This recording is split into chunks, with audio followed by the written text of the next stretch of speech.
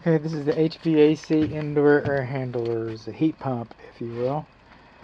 And you're supposed to have 30 inches of free clearance working space in front of this. And I think we're pushing the limit here, but I think it probably meets the intent, so we're doing okay. What we're not doing okay with, this is a furnace, if you will. It's, a heat pump furnace, and it's a high efficiency furnace, so our piping commingles up here to a single sleeve on the roof. Kind of looks like a mushroom or something up there. That's actually two pipes one pipe inside the other one. I'm not sure exactly how they all have that designed, but they've got it designed for however it is that they want it to work. So we'll leave that to them.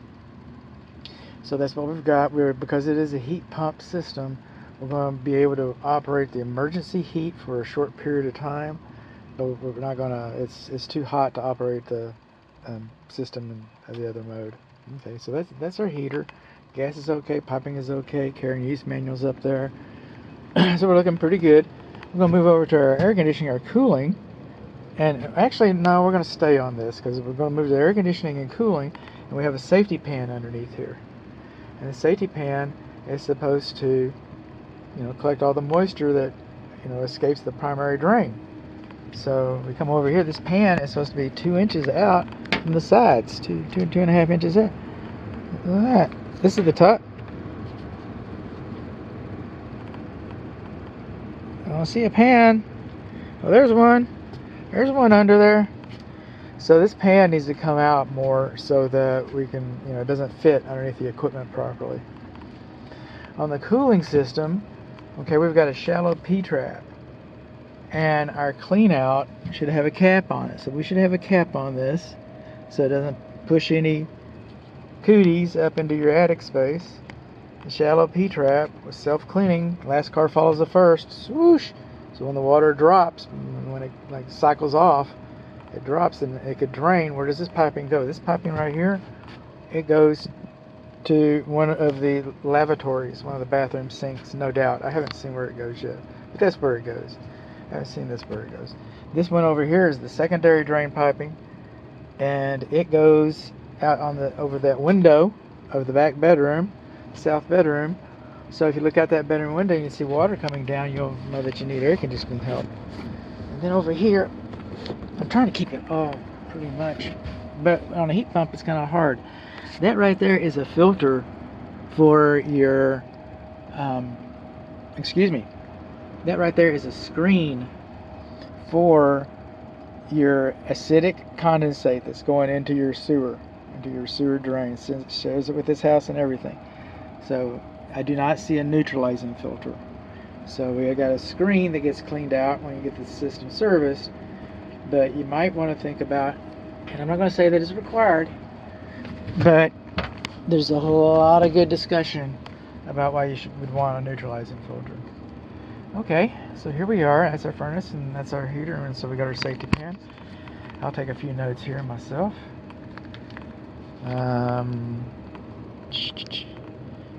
Share my method. Hit you. Okay. Shallow P-trap, no clean out. Safety pan does not fit. Okay, the air coming in. If you notice no noise, Alexander. You got air intake, attic, open cell foams. I don't mind being in this attic today. Coming over here, this is our air filter. You want to replace this when you move in. 20 by 25 by 1, or 20 by 25 by 4. The 1 inch rule of thumb is replace it every month. 4 inches, follow manufacturer's instructions. Some of them say 3 months, some say have different times. So we're coming over here, and this is our air duct. I get it. And the only things I'm really having, I'm trying to find issues with this air duct, and I'm finding two, which deserves some kind of an award. One thing though, here's an idea. Keep looking, bud. See how close that air duct goes to the roof over there? That air duct right over there goes to the ceiling. See that? Okay, the roofer nails go through the insulation, through the sheathing, so that's kind of close. That's precarious. Also, air duct is not supposed to touch each other because they're touching each other, pushing out air, and with very little airflow around those areas, they will develop condensation. And then this one over here is crushed. And then these nylon web straps, okay, they're like a cheap pair of underwear. The elastic is going to curl in and cut you like that. See that? And then it's going to cut off your airflow. So there should be saddles underneath these. Some people use metal flashing. Some people use cardboard. I think cardboard's as good as any myself, but you know, it never discourage somebody from doing it best right way. So, air duct too close to decking, too close to be comfortable. Nylon webbing's not properly supported, air duct's crushed, air duct is touching each other. Shallow P-trap.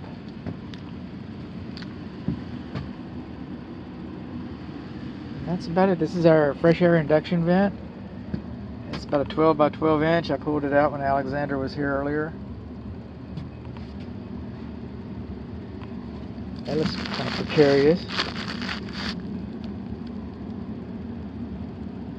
That'll tear over time.